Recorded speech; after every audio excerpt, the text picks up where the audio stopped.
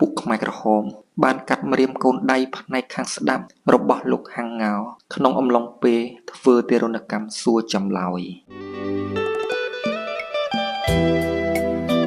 ជីវិតដ៏សែនមហាវេទនាក្នុងរបបប៉ុលពតនិងការស្លាប់របស់លោកហាំងងោទូសម្ដែងក្នុងរឿងវាពិធានដែលមហាជនមិនធ្លាប់បានដឹង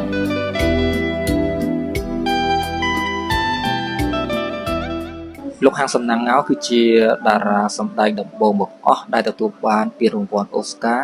បន្ទាប់ពីលោកបានសម្ដែងនៅក្នុងខ្សែភាពយន្ត Hollywood មួយដែលមានចំណងជើងថាវាពិឃាតដែលមហាជនអ្នកគាំទ្រស្គាល់លោកតាមរយៈឈ្មោះដិតប្រោនអស់លោកស្រីអ្នកនាងកញ្ញាប្រិយមិត្តដែលជាអ្នកតាមដានការចេញផ្សាយរបស់ទេពយូរ៉ាថ្ងៃនេះខ្ញុំបាទជាចំណិតសូមលើកយកនៅជីវប្រវត្តិដ៏កំសត់របស់លោកហាំងងោមកចែកជូនប្រិយមិត្តអ្នកស្ដាប់បានដឹងលោកហាំងងោឈ្មោះដើមហាំងសំណាងងោកើតនៅថ្ងៃទី22ខែមិនិនាឆ្នាំ1940នៅភូមិស្មៅខ្ញីឃុំត្រពាំងសាបស្រុកបាទីខេត្តតាកែវលោកគឺជាកូនទី3ក្នុងចំណោមបងប្អូនសរុប10នាក់ដោយមានឪពុកម្ដាយជាពាណិជ្ជករក្នុងវ័យកុមារភាពកុមារហាំងសំណាងងោបានចូលសិក្សានៅសាលាបឋមសិក្សាសំរោងយោងរួចក៏បន្តសិក្សារហូតដល់ថ្នាក់វិទ្យាល័យនៅទីរួមខេត្តតាកែវនិងបានបន្តការសិក្សាថ្នាក់មហាវិទ្យាល័យនៅភ្នំពេញដោយបានចាប់ជំនាញផ្នែកវះកាត់និងសម្ភពក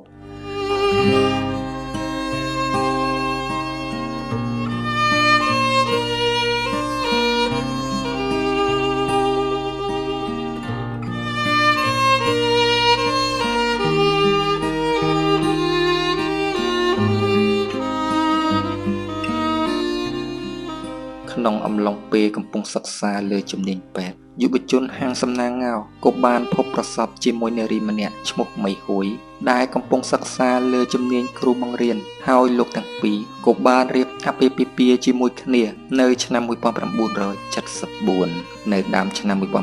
1975បន្ទាប់ពីបញ្ចប់ការសិក្សាថ្នាក់មហាវិទ្យាល័យលោកហាំងសំណាងងោបានក្លាយទៅជាគ្រូពេទ្យសម្ភពមួយកន្លែងក្នុងរដ្ឋធានីភ្នំពេញហើយក៏ជាមន្ត្រីសុខាភិបាលកងទ័ពសាធារណរដ្ឋខ្មែរផងដែររហូតដល់ថ្ងៃដែលកងទ័ពខ្មែរក្រហមបានទទួលជ័យជំនះលើកងទ័ពសាធារណរដ្ឋខ្មែរនៅថ្ងៃទី17ខែមេសាឆ្នាំ1975លោកហាំងសំណាងងោនិងក្រុមគ្រួសារក៏បានជម្លៀសខ្លួនដោយប្រជាជនដទៃទៀតដែរ17មេសាកម្ពុជារំដងសមរេចជាខុងក៏ក្រើកមេឃីដំបបកមករាលាយហើយណារាំងស្មីភ្លឺថ្លាកិត្តិយសយ៉ាងចាក្នុងដំណើរដល់សែនមហាកុស្ទៈលោកហាំងសំណាងងោនិងក្រុមគ្រួសារបានជម្លៀសខ្លួនពីរដ្ឋធានីភ្នំពេញតាមផ្លូវជាតិលេខ3ក្នុងគោលបំណងទៅស្រុកកំណើតខេត្តតាកែវដោយយល់ច្បាស់ពីមនោគមវិជ្ជារបស់ពួកខ្មែរក្រហមលោកហាំងសំណាងងោបានព្យាយាមលាក់អត្តសញ្ញាណរបស់ខ្លួនមិនឲ្យពួកទាហានខ្មែរក្រហមទាំងនោះដឹងនោះទេរយៈពេលជាច្រើនថ្ងៃបានកន្លងផុតទៅលោកហាំងសំណាងងោក៏បានបន្តធ្វើដំណើរមកដល់ស្រុកកំណើតរបស់ខ្លួនខេត្តតាកែវតែគួរឲ្យអនិច្ចាលោកហាំងសំណាងងោបានបែកគ្នាពីក្រុមគ្រួសារគឺមកដល់ស្រុកកំណើតតែខ្លួននិងភរិយាមួយលោកហាំងសំណាងងោនិងភរិយាក៏ត្រូវបានពួកខ្មែរក្រហមជម្លៀសបន្តមករស់នៅខេត្តបាត់ដំបងមកដល់ទឹកដីដ៏មហាសែនវេទនានេះលោកហាំងសំណាងងោនិងភរិយាមីហួយត្រូវបានពួកខ្មែរក្រហមស៊ើបដឹងថាលោកទាំងពីរគឺជាគ្រូពេទ្យនិងគ្រូបង្រៀនដែលបម្រើឲ្យរបបចាស់លោកនិងភរិយាត្រូវបានពួកទាហានខ្មែរក្រហមចាប់យកមកឃុំឃាំងនិងធ្វើទារុណកម្មសួរចម្លើយជាច្រើនលើកច្រើនសារយ៉ាងសាហាវព្រៃផ្សៃមានគ្រាមួយនោះលោកហាំងសំណាងងោត្រូវបានពួកខ្មែរក្រហមធ្វើទារុណកម្មសួរចម្លើយដោយចងឆ្កាងរូបលោករួចយកភ្លើងមករោដោយចោទប្រកាន់លោកថា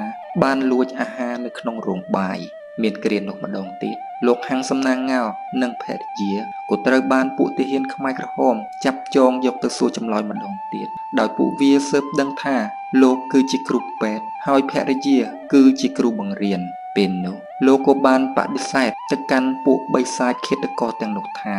លោក មិនមែនជាគ្រូពេទ្យនោះទេលោកគ្រាន់តែជាប្រជាជនលក់ដូរធម្មតាតែប៉ុណ្ណោះចម្លើយសារភាពរបស់លោកហាងសំណាងងោមិនបានធ្វើឲ្យពួកបិសាចឃាតករទាំងនោះជឿមកលើការបកស្រាយរបស់លោកនោះទេ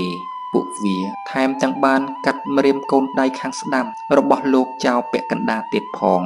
ចំណែកឯភរិយារបស់លោកពួកវាបានធ្វើទារុណកម្មសួរចម្លើយរហូតប៉ះពាល់កូននៅក្នុងផ្ទៃដែលមានអាយុជិតសម្រាលទៅហើយ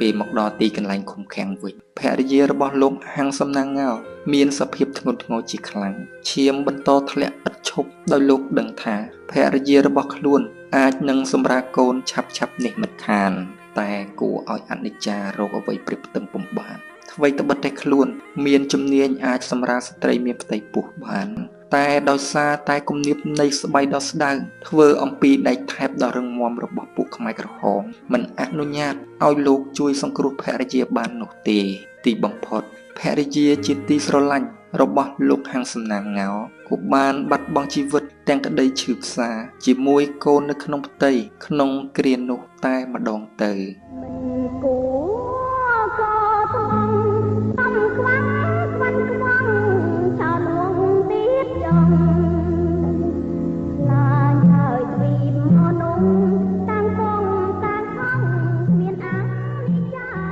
ក្រោយប្រទេសកម្ពុជាត្រូវបានរំដោះនៅដើមឆ្នាំ1979លោកហាងសំណាងងោគឺនៅសល់សមាជិកតែ2នាក់ប៉ុណ្ណោះគឺរូបលោកនិងក្មួយស្រីឈ្មោះសុភា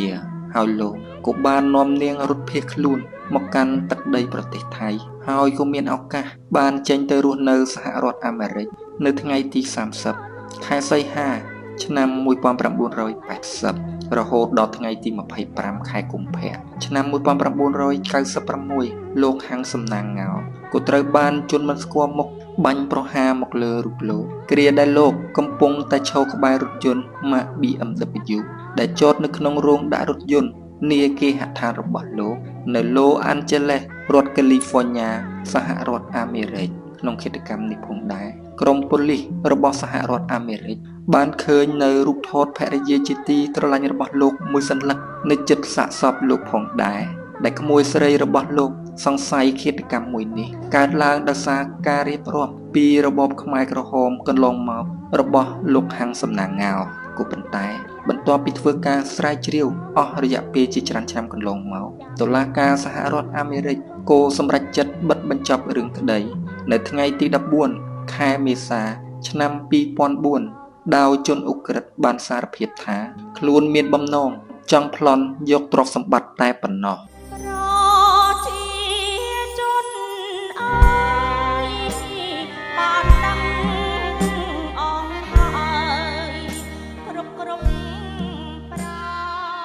ជាចុងក្រោយខ្ញុំបាទហ៊ានចំណិតជួសមុខឲ្យក្រុមការងារទេពយូរ៉ានិងប្រជាជនខ្មែរនៅទូទាំងប្រទេសកម្ពុជាសូមឧទ្ទិសបុណ្យកុសលជូនចំពោះដួងវិញ្ញាណក្ខន្ធរបស់លោកហាងសំណាងងោនិងក្រុមគ្រួសារសូមឲ្យបានទៅកាន់ទីឋានសុគតិភពកុំបីឃ្លៀងឃ្លាតឡើយ